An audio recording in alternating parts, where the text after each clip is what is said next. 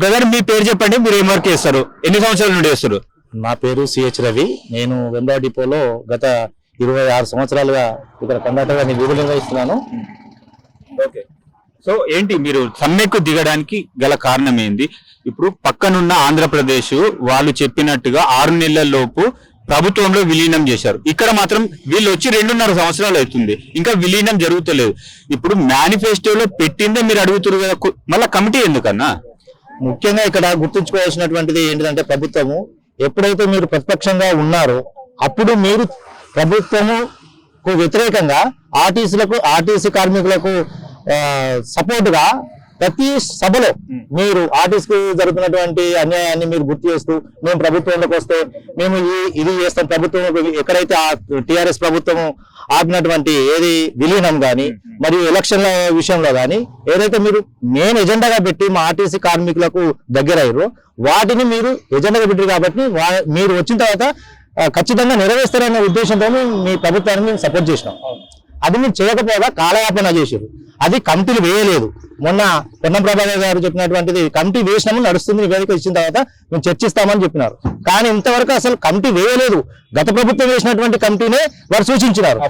అది అదే విధంగా నిన్న మా జేఏసీ నాయకులు చేసినటువంటి ఈ ప్రచారం మరియు వీళ్ళు చేసినటువంటి ఎస్టాబ్లిష్మెంట్ ఏదైతే ఉందో కార్మికులకు అవేర్నెస్ తీసుకురావడం వల్ల కార్మికులు గుర్తించింది ఏంటంటే, ఇంతవరకు ఎటువంటి కమిటీ వేయలేదు, ఎటువంటి ఆర్టీసీని గత ప్రభుత్వంలో ఉన్నదే కానీ అది నడవలేదు, ఎటువంటి నివేదిక ఇవ్వలేదు, నడవలేదు, అయిపోయింది. ఎందుకంటే గవర్నమెంట్ అక్కడికి ఆగిపోయింది. కాబట్టి ఈ ప్రభుత్వం వాళ్ళు వేసింది లేదు. కానీ వాళ్ళ పేరు చెప్పి మనల్ని కాలయాపన చేస్తూ మనల్ని మభ్యపెట్టడానికి ప్రయత్నం చేశారు. ఇది వాస్తవం కాదు. అందుకే మా జేసీ వాళ్ళు అడిగిన క్వశ్చన్లకు సంబంధం లేకుండా నిన్న ఉటావుటిన ఏదైతే 4 ఐఏఎస్ ఆఫీసర్లను మా ఎండి గారిని కూర్చోబెట్టి తాత్కాలిక చర్చల కోసం పిలిచినారు. కానీ ఆ చర్చలలో సఫలమైతే కాలేదు. ఎందుకంటే మేము అడిగిన డిమాండ్లు న్యాయపరమైనవి, రాజ్యాంగబద్ధంగా వచ్చినటువంటి, కాబట్టి వాటిని నెరవేర్చడానికి వారి దగ్గర ఏముంది ఏం లేదు మనకైతే తెలియదు. కాకపోతే మీరు చెప్పినటువంటి అంశాలనే మాకు ఖచ్చితంగా వచ్చి 2.5 సంవత్సరాలు అవుతుంది. మీరు సమ్మె వేయబోతున్నామని మార్చి 13వ తారీఖు నాడే ఇచ్చారు. అంటే ఆల్మోస్ట్ 1 మంత్ దాటింది. అయినా ఎందుకు స్పందన వస్తలేదు? అది ప్రభుత్వానికి మీరే తరఫున నేనే ఇచ్చినటువంటి క్వశ్చన్. అది ఫస్ట్ ఆఫ్ ఆల్ ఎందుకు వేయలేదు? మిగతా 6 పథకాలను ఏ విధంగా మీరు నెరవేరుస్తున్నారు అప్పుడు వేయలేని కమిటీలు కానీ పథకాల కంటే మహాలక్ష్మి పథకమే బ్రహ్మాండంగా నడుస్తుంది అంటారు. ఎందుకంటే ఇక్కడ ఆర్టీసీని మీరు ఉపయోగించుకుంటున్నారు, సంతోషం. ప్రభుత్వము ప్రజలకు చేయాల్సినటువంటి సేవ ఒక రకంగా కరెక్టే, మీకు కాదనట్లేదు. మీరు పెట్టినటువంటి బడ్డెను ఏదైతే ఉందో కార్మికులకు చేసినటువంటి ఆ పథకం వల్ల వచ్చిన బడ్డెను మేము సంతృప్తిగా స్వీకరించి 10 గంటలు కావాల్సిన దాన్ని 18 గంటల డ్యూటీకి కూడా నిర్వహిస్తున్నాం.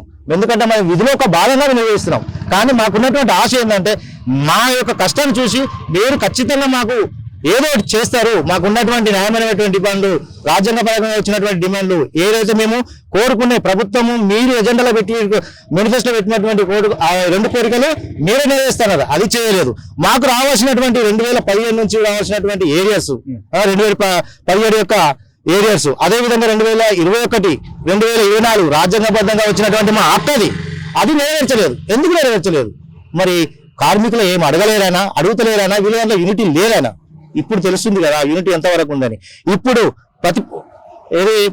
బస్సులు నడవాలి, ప్రభుత్వం నడవాలి అనేటువంటి ఉద్దేశంతో ప్రభుత్వానికి ఎటువంటి చెడ్డ పేరు రావద్దనే ఉద్దేశంతో బస్సులను డిపోలో నుంచి బలవంతంగా తీస్తున్నారు. ఎవరితోని అవుట్ సోర్సింగ్ వాళ్ళతోని, మరియు అదేవిధంగా కార్యనియామకంగా వచ్చినటువంటి బెడ్విన్స్ వాళ్ళతోని అన్యాయంగా బెదిరింపు ధోరణితో నిర్వహిస్తున్నారు. ఇది వాస్తవానికి కరెక్ట్ కాదు. ఇప్పుడు వాళ్ళు ట్రైన్డ్ అయినా కార్య నియామకాలంటే ఇప్పుడు టెంపరీగా అరేంజ్ చేసుకుంటే ఏమైనా ప్రమాదం సంభవిస్తే బాధ్యులు ఎవరు సంభవిస్తే అంటే మేనేజ్మెంటే బాధ్యత వహించాలి. వాస్తవానికి పోతాయి, కానీ మేనేజ్మెంటే బాధ్యత వహించాలి. కానీ వ్యక్తిగతంగా వచ్చే వరకే అది కార్మికుల బాధ్యతగానే చేస్తారు.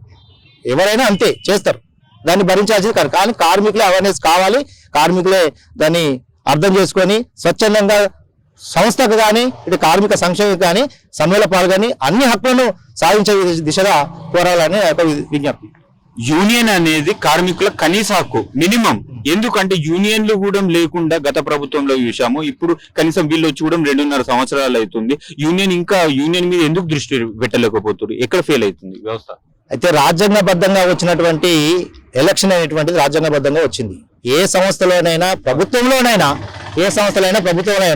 ఖచ్చితంగా ప్రతిపక్షం అనేటువంటి ఉంటేనే సమస్యలు అనేటువంటి బయటకు వస్తాయి.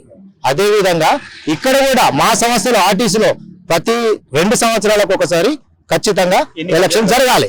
అది గత ప్రభుత్వం చేసినటువంటి విధంగానే ఓన్లీ మాటతోనే అది రద్దు చేసినట్టుగా వచ్చింది. ఎక్కడ కూడా రద్దు అయినట్టుగా జీవోలు కానీ ఎదురైన సర్క్యులర్ ప్రకారమే సర్క్యులర్ తీసి ఆర్టీసీలోనే సర్క్యులర్ తీసి బయట పెట్టారు. ఎక్కడ కూడా దాని జీవోలు ఎందుకు రద్దు అయినట్టు అని అంటుందంటే ఆర్గనైజేషన్ లేదు. ఎక్కడైతే రికగ్నేషన్ యూనియన్ యొక్క కాల పరిమితి అయిపోయిందో అక్కడనే వాళ్ళ యొక్క సభ్యత్వం అనేది అయిపోతుంది. తర్వాత జరగాల్సినటువంటి ఎలక్షన్ జరగలేదు కాబట్టి ఇక్కడ ఎలక్షన్ లేవు కాబట్టి యూనియన్ లేవు మిమ్మల్ని పట్టించుకోము అనే ఉద్దేశంతో ప్రతి డిపోకు టీఆర్ఎస్ గవర్నమెంట్ చేసినటువంటి సంక్షేమ బోర్డు మెంబర్లని నిర్వహించారు. అది ఇప్పటివరకు నడుస్తుంది. వాళ్ళకు కూడా తెలుసు బలవంతంగా అయ్యారో లేదు బాధ్యతగా ఏదైనా చేయాలనే ఉద్దేశంతోనే అయ్యారు. కానీ వాళ్ళతో కూడా ఏం చేయలేని పరిస్థితిలో వాళ్ళు కూడా ఈ రోజు కొంతమంది ఈ సమ్మెకు ముందు ఆ పదవులకు రిజైన్ చేసి స్వచ్ఛందంగా ఈ సభలో ఇప్పుడు అన్ని సంఘాలు పాల్గొన్నాయి. ఇప్పుడు ఎలా ప్రస్తుతము ఆర్టీసీలో ఉన్న రికగ్నైజ్డ్ యూనియన్ అన్ని కూడా నిన్న చర్చలకు పోయినాయి కాబట్టి ఇక్కడ ఎటువంటి లాబింగ్ లేదు. స్వచ్ఛందంగా పోయినాయి. కార్మికుల పక్షాన్ని నిలబడ్డారు. వాళ్ళు నిలబడతారని ఆశిస్తున్నాం. కార్మికులకు ఎటువంటి ఇబ్బంది లేకుండా ప్రతి హక్కును పోరాడి గెలుచుకునే విధంగా వారు మాకు ముందుంటారని మేము ఆశిస్తున్నాం.